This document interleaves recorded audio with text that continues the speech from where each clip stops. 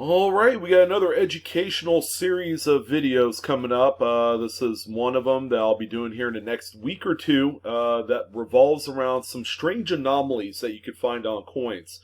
Now, these days, with just the rapid amount of emails and just inquiries that I've received personally, one of the biggest things that needs clarification, I would say probably 20% of my emails are such in that so and so had found a coin which looked like it exhibited a double date. All right, and we're talking about a newer coin. All right, so there's a couple different theories that's revolved around why you're seeing doubling on just the date. All right, and let alone some of the other devices on the coin too. There's other, words, letters. There's the actual portrait of whatever president is on the coin or some other figure.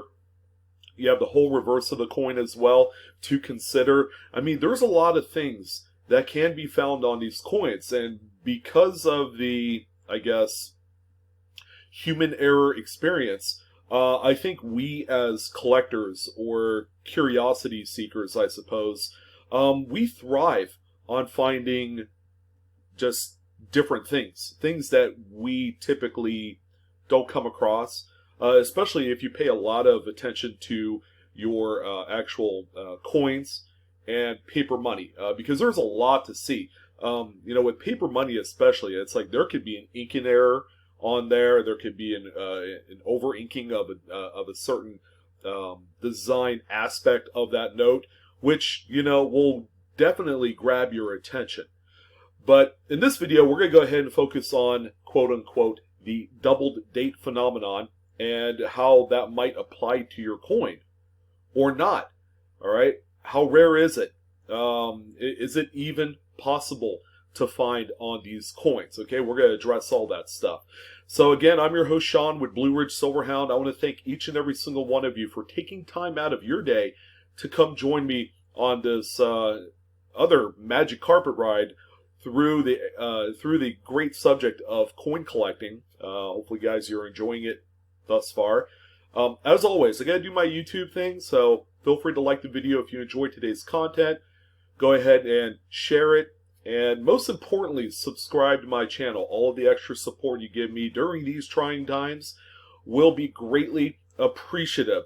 All right, so we're gonna go ahead and jump right in, but you've been staring at this particular image with, the questions and all that stuff printed on screen for you. I guess the one thing that really stands out is that 1969S doubled die that you see there, where some people look like a double date. What if you came across something that looks, quote unquote, similar to a coin like this on perhaps maybe a 2006 Lincoln penny, or maybe it's a 2015 quarter? It's just the possibility exists.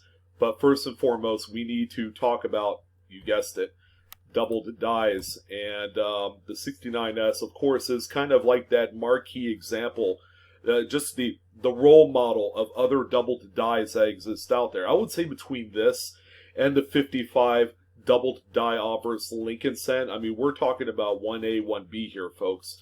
But this is the penultimate example of what a doubled die is. So for those of you that aren't familiar, okay, obviously these are minted on a press, okay, and the machines are big. Okay, if you ever taken a tour at the mint facility, you've probably seen these before. You've probably seen them online through the videos. But this machine is big with many moving parts. Okay, two of the most important parts to the machine are your working dies. Okay, the dies have the image of what the coin's going to look like on the reverse, and then there's another die that's going to have the reverse negative appearance of that design for the obverse of the coin or the front. All right, so it takes two dies to come mashing together onto a blank coin, okay, or planchet in this case, to come up with the design. So where does the design come from that is impressed onto the die? That's a question I get all the time, especially for a lot of new folks. Well, it all starts out with what we call the master die, or the master hub, rather. And the master hub will have the design on there that was engraved, prepared, set up by a Mint employee that's ready to go.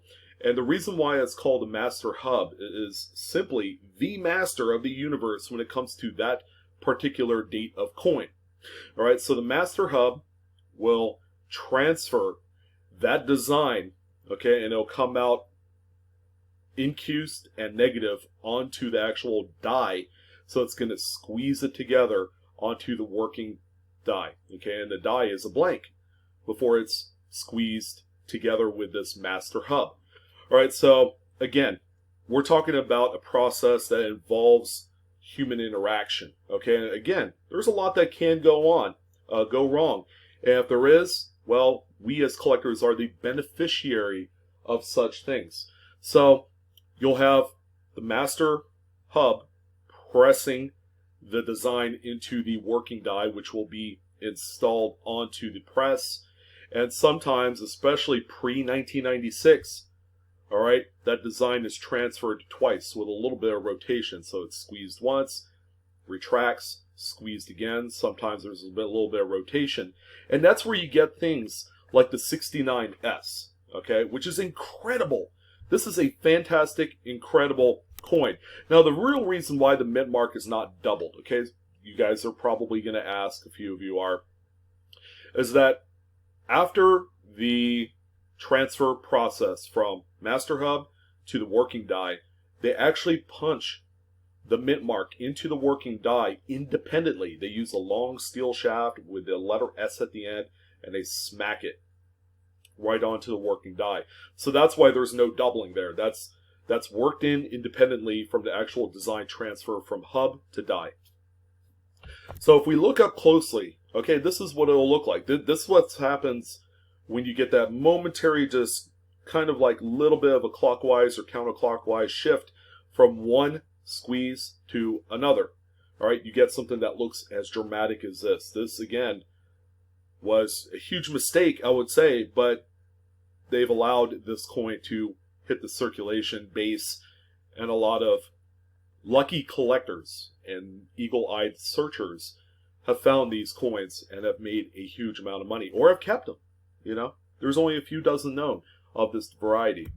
All right, and you're also going to notice that on a doubled die, you're going to see a lot of the strongest doubling going to be on the periphery or outside edge of the coin. So the further away from the center that this device is, you're going to get your strongest doubling there. Now, take a look at Liberty. This is a great example, by the way, of what I mean. Look how strong the spread is on the L, I, and B in comparison to the Y, where you see a little bit of a shift, not a whole lot. All right, so a lot of the outside periphery details will exhibit the most amount of doubling, okay? Like in God We Trust. Look how crazy this is. All right, so this is what we would consider to be a normal doubled die. Okay, it can occur on the obverse or the reverse. All right, so keep that in mind. But in today's age, all right, coins, technology have enhanced greatly in over 20 years. Okay, right around 96, 97, the U.S. Mint implemented a different process in this design transfer from the hub to the working die, and they actually call this the single squeeze process. Okay, you're using a machine that's squeezing the design more efficiently with more pounds per square inch into the working die. So it's only going to squeeze it once. Now, there is the off chance that the Mint employee might have inadvertently misaligned the master hub and the die, and they have to retract it a little bit and then squeeze it again. Okay, you might be able to see a little bit of a doubling, but because this is a single squeeze process, the doubling that occurs on a coin is going to be revolved around the center. Okay, it's going to be the exact opposite of what a traditional multi-squeeze event for the die is previous to 1996. So this Washington, D.C. doubled die reverse quarter is the best example of this. You could just see the doubling only affecting ELL and Ellington, And a few of these piano keys, it's right directly in the middle of the coin. You really don't see it on the I, N, and G. To a lesser extent, you can see a little remnant of the I, but it's barely visible. This is a byproduct of the current generation single squeeze process. And again, all right, you're really not going to see the strongest doubling on the outer periphery devices on these coins. All right, so keep that in mind. So those are the two marquee double die events that you would normally see in today's coins. Now, I haven't gotten to the point of doubled date, but I will, because doubled date, unfortunately, doesn't really apply to today's standards in a common variety sense or error sense. Okay, it is probably an anomaly known as a deteriorated die. You know, people are familiar with the poor man's 1955 doubled die. You know, so it could be some sort of deterioration that's involved in the minting process that will give the appearance of a date being doubled. All right, especially on copper-coated zinc cents that have been around since 1982. Very common to find. But if we're on the subject of what a double date is, this is a great example, this 1894 Indian head cent. But it's not called a double date in a correct terminology sense. Okay, it's called a repunched date. Just like a repunched mint mark, all right, where, you know, previous to 1990 or whatever it was, the U.S. Mint employees were hammering in the mint marks onto the working die independently of all the other design transfer from hub to working die. Way back when, 1909 was actually the last year that they did this particular thing when they were prepping their dies, is that they used to punch in the numbers independently onto the working die. How cool is that? So this is a very notable marquee repunch date 1894 Indian head cent. You can obviously see just the dramatic repunching of the 9 and 4. You can see a little bit of the 8, these little outer curls right here, and then just the bottom foot of the 1 with this probably a little bit of indistinguishable vertical bar of the actual right side of the 1. It also shows up. So again, playing into the whole human error experience, this is what you get. But again, this is only an event that happens up to 1909, when they had done away with actual punching of the numbers of the date independently. That's why if you look at certain coins pre-1909, you know, some of the numbers in the date can be kind of like shifted, tilted, cattywampus. You know, it gets pretty incredible the further back you go in time. Okay, especially when you get into the early to mid 1800s, it's really, really nuts. And it's very common to find things like this 1894 repunch date. All right. Another phenomenon I like to talk about is something called the misplaced date. Now, here's another Indian head cent. This is a 1908. All right. So we're coming up to one last year before they transition over to a different process where the date is actually part of the master hub. All right. This 1908 has something called a misplaced date. It's different than a repunch date for the mere fact that the repunched numeral on the coin isn't even overlapping onto the date. Now, taking a look at this image, this is the MPD, but do you guys see exactly where it's at? I'll give you a second to take a look, but you're never going to guess where it's at. All right, so if you guessed that the top of the 8, see this top curl of the 8, can be seen here in identicals, that is your misplaced date. Congratulations. And if you found that, that's amazing. But this is a misplaced date.